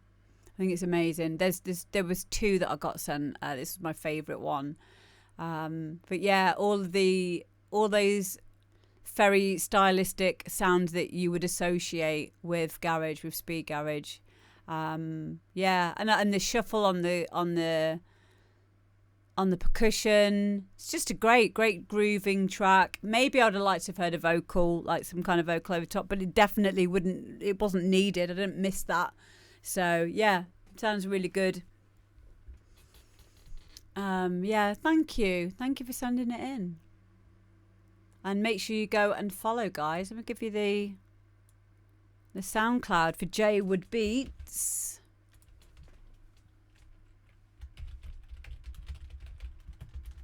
Go and show some love. I've got some messages to have a quick look at. Hello, Tugbobo.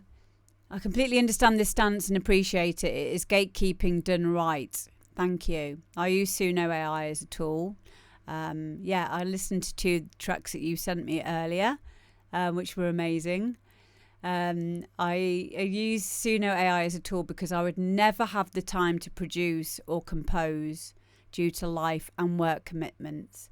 Also, there is the reality of cost. It would be ruinous for me to pay for tunes. It does allow me to not be copyright struck when making digital content such as video and streaming or infringe on other artists' works.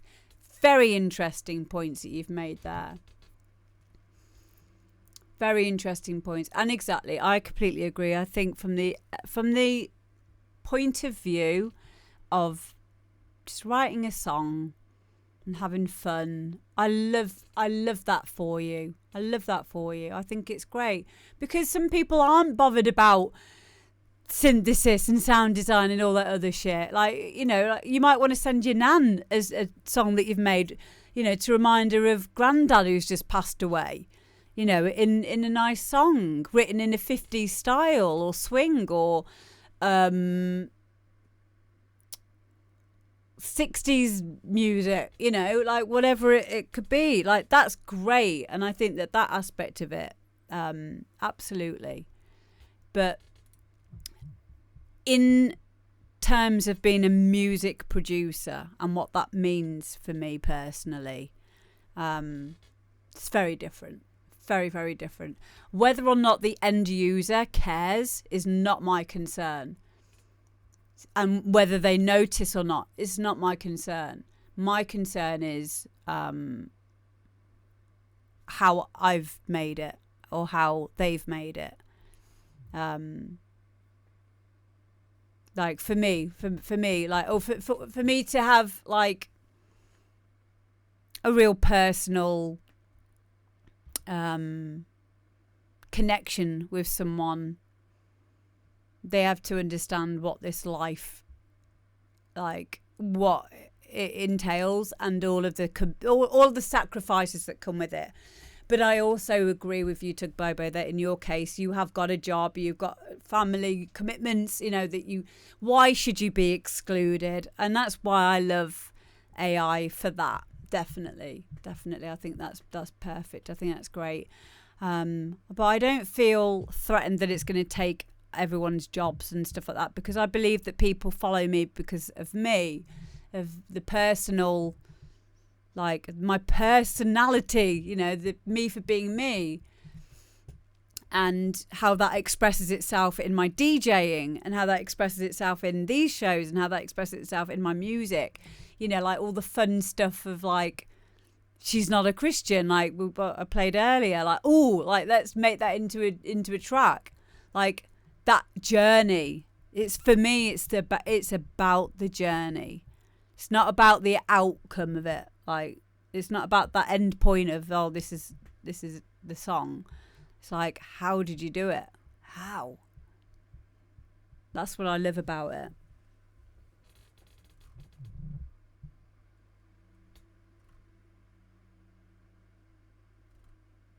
If that makes sense. Tig Berry says, I made one swing song at the nursing home for the in-laws because they win at bingo all the time. Yeah, there you go. And to illustrate how fast it can write, compose. Exactly. I made a track for one of my girls the other day, for her and her best friend. And she sent it to her best friend. And her best friend was like, wow, this is amazing. It didn't take us long. It didn't, you know, maybe took like, I don't know, half an hour. But it was fun.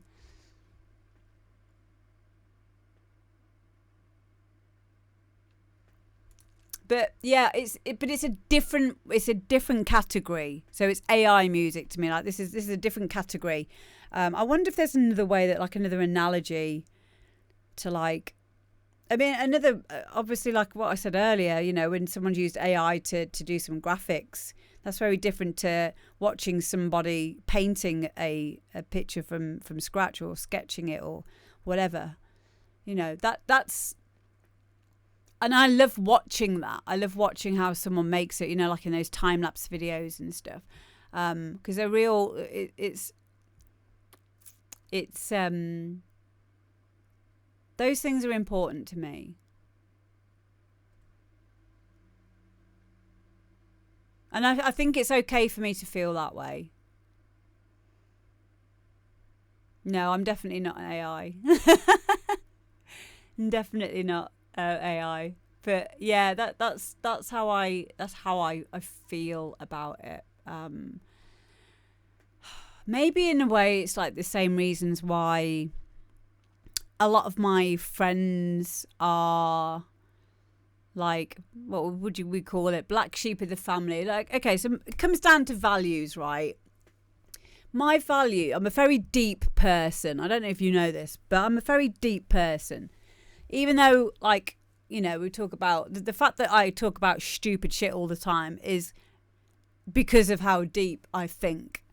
Very, very, very deep thinker. But I have it under control. Hi, Jenny. And I'm very balanced with it. And I've forgotten what I was going to say now as well. Okay, I've just remembered. So when it comes to values, the people who I hold dearly to me in life are, like, in a fiercely loyal way. They're always people that understand what it's like to be an outsider. They've had to struggle and face adversity in some kind of way and beat it. And especially with like my gay friends, people who've had, my disabled friends, people who've had some kind of, people who are gay and disabled. but what you'll find with my friends group is you'll find that they're all a very certain type of person. They've all had shit happen and come through it, or they've had to fight for who they are in a way that has made them have to face the fear of rejection on a real, like, on a level of, you know, like they're gay or they're trans or whatever it is, or if they've been severely bullied like I have, or, you know, those are the kind of values that I see I really value in people, is when they have been through a lot of shit and turned it around. I find that very inspiring. And I feel very safe around people who've had to be very sure about who they are and risk everything to be who they are. So free thinkers, people who aren't, you know, like, who are strange, maybe frightening to other people. I have a lot of time for them. And I think that is probably mirrored in why, with the music production stuff, it's so important to me that someone's been there, spent days, weeks, months, years of that journey of, this is shit, this is going nowhere, oh that's okay, that sounds good, oh wow, leveling up, and then going back to the drawing board again. And because every time you go and do that and you go back to the drawing board, you are digging deep into your own self. You are finding out who you are as a person on a very deep level, because you have to. You question yourself so much, and you and I also like the fact that you stick with it. It's not instantly gratifying to do any of this. It's really not. Like, it will take you fucking years and years. But it's not the case of like, oh, the struggling artist and all that kind of thing. And I know people can do it in a lot quicker time than what I have. But what it shows me is something really integral about that person. It shows me that they're not a quitter. It shows me that they're loyal to themselves. You know, it shows me that they can concentrate on something for a long time and show me something that and show me something that they fucking care about, that they are deeply passionate about, and that can't be done. That can't be done quickly. It just can't. So for those reasons, that's why I feel very strongly about this. So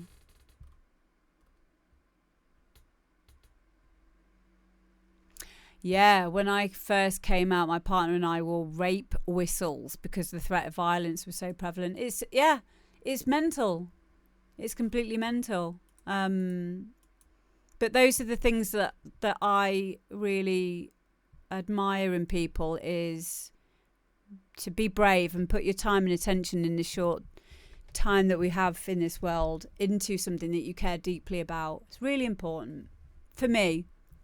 For me, it really is, and I'll be your friend. You know, I'll be your friend forever, if those are the qualities that you hold as well. Because I get inspired by you. Really important. That's that energy exchange. Whoa, you did what? That's fucking amazing. You know, I'm going to try and do that. You know, those are the conversations I want in a friendship. I want to see all of the bits of you, not like, you know, not your bumhole, but I want to know how you got to where you are. What have you been doing? Show me your journey. Show me your working out. So yeah, I love that. I love all that. I love the it's very complicated, but life. I think of life in a very deep way in that sense, which is why I'm not afraid of AI. I think that it would just be a different type of making music. Yeah, see, Kelly didn't come out until you were 29. Yeah. Now look at you. Yay. But yeah, that's just my opinion on it. And my opinions are not written in something permanent. My opinions change. But as it is right now, yeah, not written in stone, thank you. Yeah, they are subject to change, which I think is important in life. I think it's a really important thing to be able to change your mind, not be static about these things. But yeah, I just appreciate people who take the time to learn music production. I respect it. I respect it a lot. So yeah, thank you everyone for coming to my TED Talk and my demo drop today. And honestly, it's really helpful because I get to find out what I think about these things as well. So I really appreciate the conversations that we have around music production. Yeah, it's always a good talk on here, always. And I really appreciate that with you guys. I don't think you understand how much it helps with my own mental health. And I also want you all to know that it's perfectly okay for you to have a different opinion on anything, not just AI, anything in life. Be okay with having your personal beliefs and your personal feelings on things, but always keep that door open just to listen to someone else's side. And I think we can all, learn a lot or take something from that, not just in music production or the subject of AI, but in every walk of life. There's so much separation with people at the moment, so much hateful negativity, trying to separate people from other people based on their groups or beliefs or religion, sex, gender, music genre, football team. There's so much of that. And there's a reason why people want you to, certain people want you to have an opinion on other people. And it's not good. It's not good because we're allowed to be different.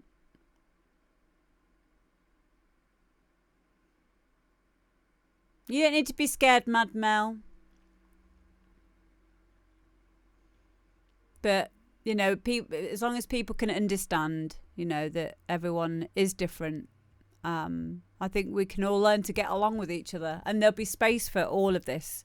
There'll be space for AI. There'll be space for artists that do it manually or whatever we want to call it. Yeah. Hi, Aftershock. Yeah, we finished now. We're finished. But yeah, it's good to see you, mate. This is the first time I've sat in properly and I feel great mind-wise. Thank you, Amber, and everyone for chatting. Been great reading and listening. My friend said that the first time you've sat still and listened to something. Yay! I'm so pleased, Danny. It's difficult, isn't it? It's difficult, but not when it's something that you care about. Thank you, Kane. Love you. Yeah, people are good in general. I believe that. I really do. And things are changing. We live in a very strange time right now. But when you are getting scared, if you are feeling scared and you are feeling unsure, then just step away from social media for a bit. Step away from, too much thinking, and be okay with just do your thing. Just go and play some games. Eat well. Look after yourselves. Go and do something that you care about. And this is again why this is another reason why it's important to learn an art form, because it's a great distraction from feeling scared or having anxiety or any of those things, you can get lost in music. And I know that you can get lost in the AI way of making music as well. But just in case you get bored of doing it that way, just in case, you just know that you can, get yourself a DAW for literally nothing. You can download FL Studio for free. You just won't be able to save. Ableton usually has some good deals as well, or like 3 months free, things like that, or at least I know they used to. But don't rule it out, because it will help you to be in a good way distracted from other stuff. Or any kind of discipline, anything that requires your focus.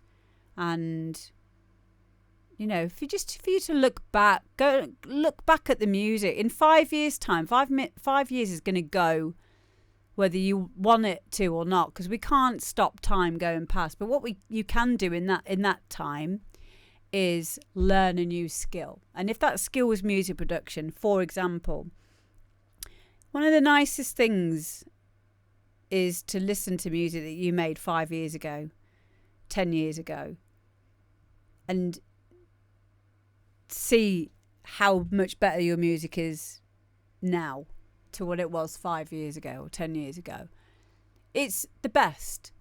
It's the best. And it's not comparing yourself against anyone else, because that's not fair on yourself. It's comparing yourself from 5 years ago. It's improvement. Seeing personal improvement is such a helpful skill, such a helpful thing to do, because it shows you something. And it can be the difference between depression and not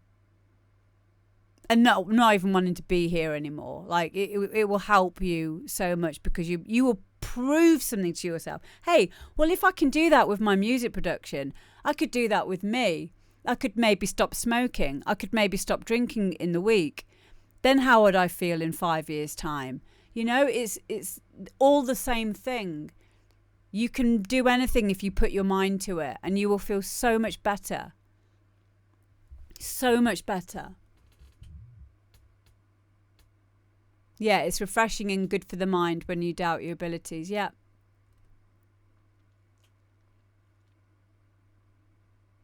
That's brilliant, Aftershock. I'm really happy to hear that you're doing that. But yeah, it doesn't need to be expensive. You can, and honestly, the AI stuff I think will naturally make people want to make better music off doing it. So I think it's a good thing. I think we can all coexist together.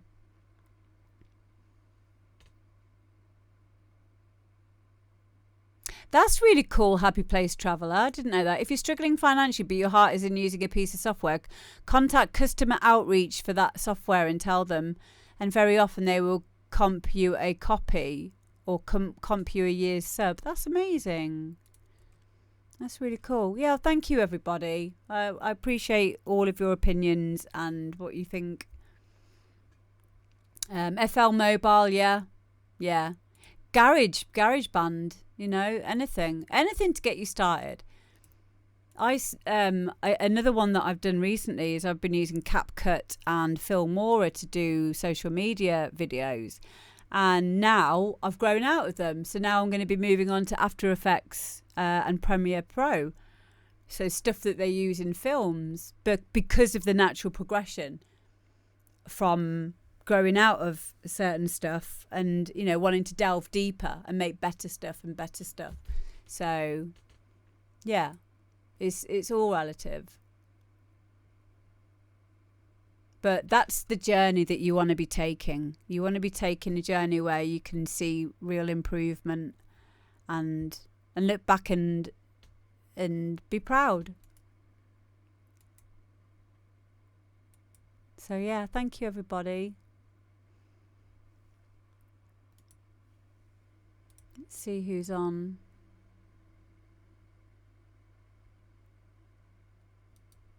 We're going to go over and see Joe Ventura.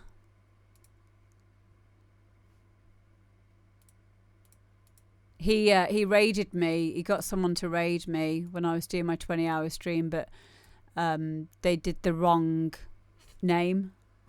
So it went to a completely different channel. Oh. Yeah, we're ending now. I'm going to go and have some food. But yeah, thank you to everyone again for coming to my 20-hour stream yesterday. I had a great time. It's really cool that Dead Mouse popped in as well. That was a nice surprise. And yeah, we will be back. What am I doing tomorrow? I might be on tomorrow because I said I'm going to do some music production stuff. So I might be here tomorrow. Hola! But yeah, we're going to go over and see Joe Ventura now. And I'm going to go and play some Pal World and go and eat some food and kiss Guy. I love him to bits. I'm going to kiss him on the lips. Thank you, Happy Place Traveller. Thank you, Danny. Thank you, everybody. You guys are awesome. And yeah, I hope that what I said made sense. I will do. Night, everybody. Love you.